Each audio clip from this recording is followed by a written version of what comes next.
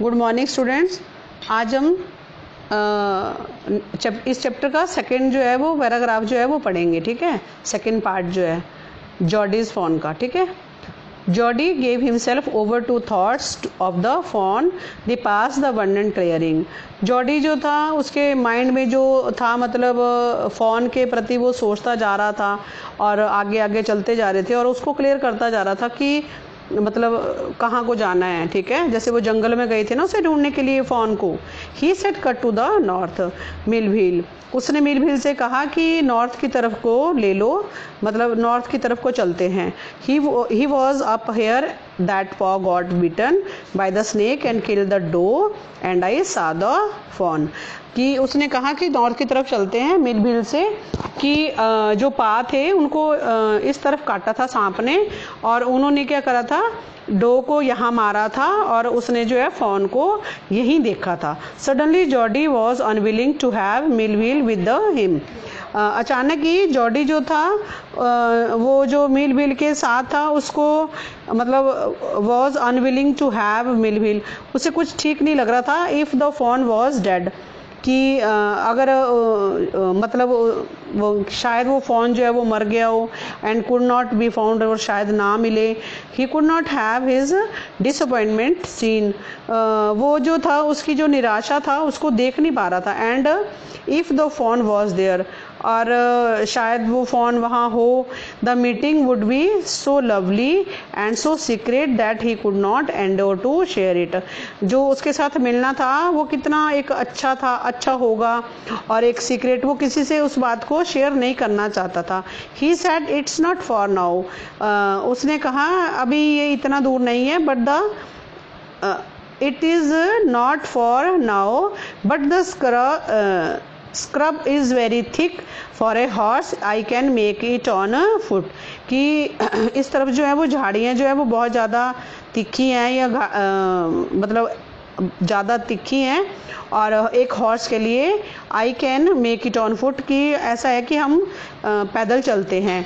But I am afraid to leave you, कि मैं तुम्हें अब अकेला नहीं छोड़ना चाहता हूँ। Boy suppose you got lost और got bitten by the snake too, कि शायद तुम यहाँ कहीं खो जाओ या तुम्हें कहीं सांप काट ले।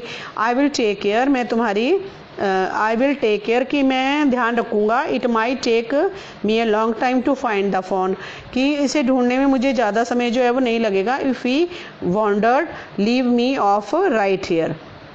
All right but you take it easy now. ठीक है कि तुम थोड़ा सा आराम महसूस करो।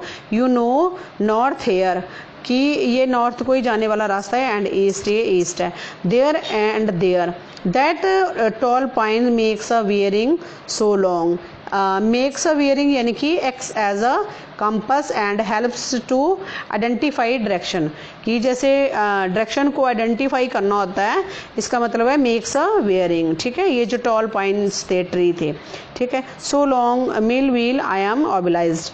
तो मिल व्हील कहते हैं मुझे खेद है कि he waited for a sound of the whoops to end, कि वो he waited for the sound, वो उसका इस साउंड का इंतज़ार कर रहा था कि जब तक वो सुनाई देती है। Then cut out to the right, और वो राइट की तरफ जो है वो टर्न कर दिया। द स्क्रब वाज स्टिल, जो स्क्रब थी वो वहीं थी। Only his on crackling of a twigs sounded across the silence. उसकी जो आवाज़ थी ट्विग्स की वो धीरे धीरे जो है कम होती गई। He wondered for an instant if he had mistaken his direction. घूमते घूमते उसे लग रहा था कि कहीं जो है वो डायरेक्शन जो है वो गलत ना वो ले ले। ठीक है ना। And then a buzzard rose in front of him and flapped into the air. Buzzard होता है a large bird like a vulture, कि बल्चर की तरह एक बड़ा पक्षी होता है, कि उसे दिखा एंड एयर में घूमते हुए। ठीक है, and he came into the clearing under the oaks, कि वो जो है एकदम क्लियरली उसे दिखा कि वो पेड़ों के नीचे जो है वो आ गया। Buzzard sat in a circle around and the carcass of the doe, कि मतलब उसे लगा कि वो जो वल्चर था वो एक सर्कल की तरह जो है राउंड राउंड एक डो के ऊपर घूम रहा था जैसे।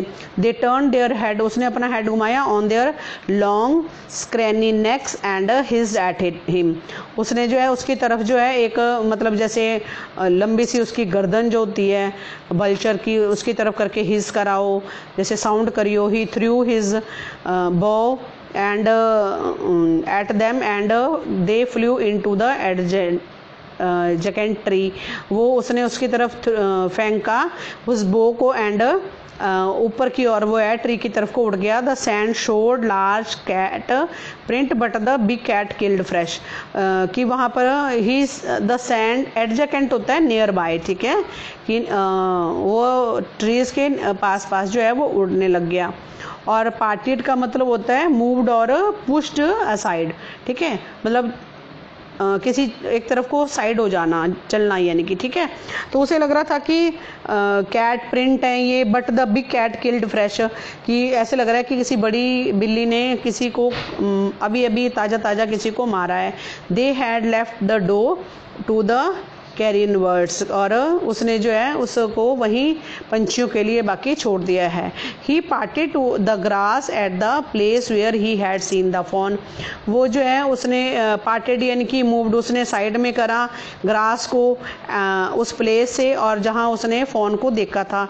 It did not seem possible that it was only yesterday, इतना ये पॉसिबल भी नहीं था क्योंकि ये कोई कल की बात नहीं है। The fawn was not there, जो फोन था वो वहाँ नहीं है। हिज सर्कल द क्लियरिंग, उसने जो है सर्कल लिया और क्लियर हुआ वहाँ पर कि क्लियरिंग था वहाँ पे कि उसे कुछ दिखाई नहीं दे रहा है। There was no sound no sign, वहाँ पर कोई ऐसी आवाज़ नहीं थी, कोई साइन नहीं था।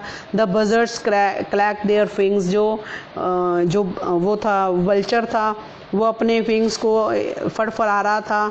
Impatient to return to their business, he returned to the spot where the fawn had emerged and dropped on all fours, studying the sand for the small hoof prints, उसे देखा कि वहाँ पर जो है रेत पे जो है स्मॉल एक प्रिंट्स देखे गए। द नाइट रेन, उसने लगा कि शायद वहाँ पर एक उस पैरों के निशान हो उसके फ़ोन के, लेकिन द नाइट रेन वो had washed away all tracks except those of cat and buzzards, कि यहाँ पर जो है रात की बारिश के कारण जो है सब कुछ जो है क्लियर हो चुका था, सिर्फ इसके कि वहाँ पर कैट के निशान थे और उसके वल्चर के जो निशान थे, ठीक है। तो ये जो है आपका सेकंड पैराग्राफ जो है इसमें पार्ट जो है वो ख़त्म होता है। नेक्स्ट जो है थर्ड वाला हम नेक्स्ट लेक्चर में पढ़ेंगे। Thank you students.